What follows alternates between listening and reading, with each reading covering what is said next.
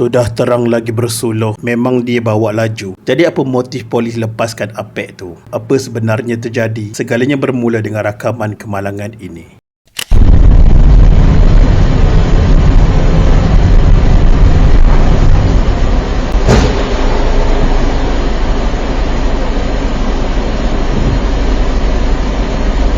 Assalamualaikum, terima kasih dan kami hargai atas komen-komen korang untuk video lepas. Seorang penunggang motosikal maut selepas dirempuh sebuah kenderaan di Petaling Jaya, Selangor semalam. Dalam kejadian sekitar jam 1.45 petang itu, mangsa lelaki tempatan berusia 20-an maut di lokasi kejadian akibat cedera parah.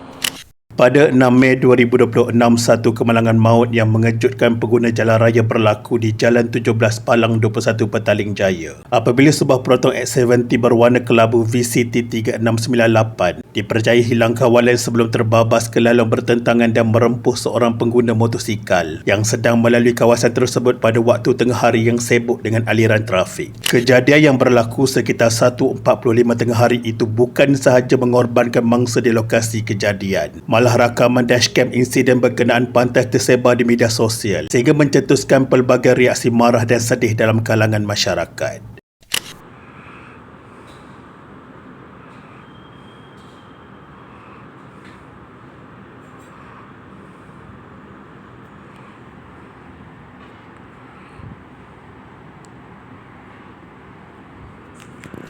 Mangsa yang merupakan seorang lelaki tempatan dikenali sebagai Azim Haikal bin Nur Azidin berusia lingkungan 20-an dipercayai sedang menjalankan tugas sebagai penghantar makanan ketika kejadian berlaku. Dengan motosikal ditunggangnya berada di laluan biasa sebelum dirempuh secara mengejut oleh SUV terbabit yang datang dari arah bertentangan. Impak pelanggaran yang sangat kuat menyebabkan mangsa mengalami kecederaan parah pada beberapa bahagian badan sebelum disahkan meninggal dunia di lokasi kejadian. Manakala keadaan motosikalnya turut mengalami kerosakan teruk akibat dirempuh kenderaan utiliti sukan berkenaan.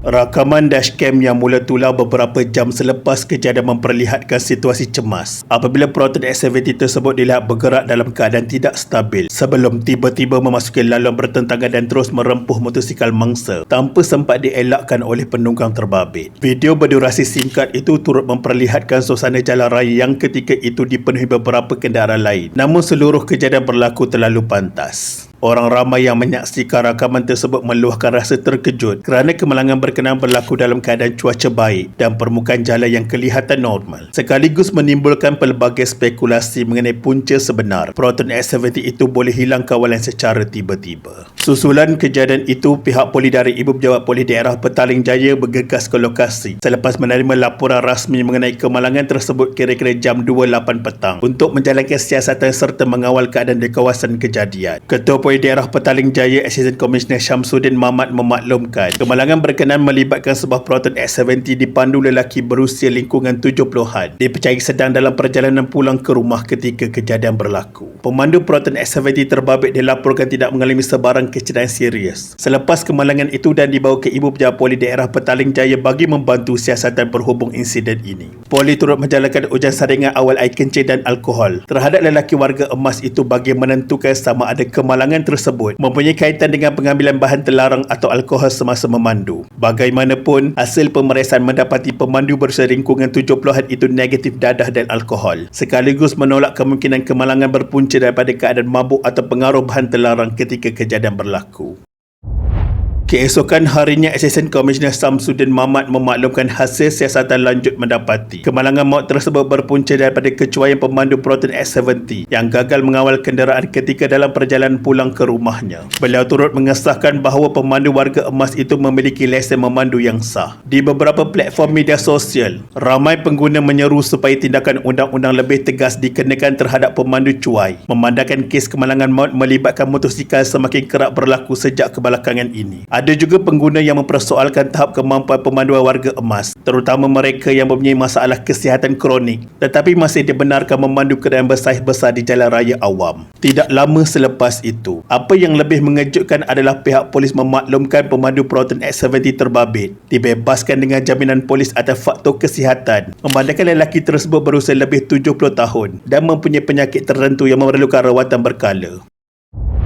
Netizen mula membandingkan insiden tersebut dengan beberapa kes terdahulu, termasuk kes kemalangan maut melibatkan seorang ustazah tidak sengaja merempuh seorang pelajar tingkatan 1 di Kota Baru. Kes seorang pakcik van Melayu berusia 61 tahun yang secara tidak sengaja melanggar murid darjah 2 yang menyaksikan kedua-dua suspek direman bagi membantu siasatan polis. Perbandingan tersebut menyebabkan ruang komen media sosial dipenuhi pelbagai pandangan, termasuk dakwaan kononnya wujud layanan 2 darjat dalam tindakan penguatkuasaan terhadap suspek kemalangan maut di negara ini.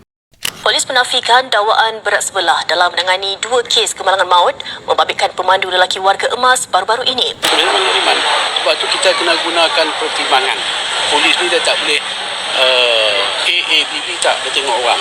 Nanti kalau katakan apa ni yang tadi umur 76 dulu lah, dia meninggal dalam lokap, jadi isu lain pula. Kenapa polis tak pertimbangkan dia ni dah tua, dah sakit lah. Kecuali dah ada bunuh orang tu lain lah.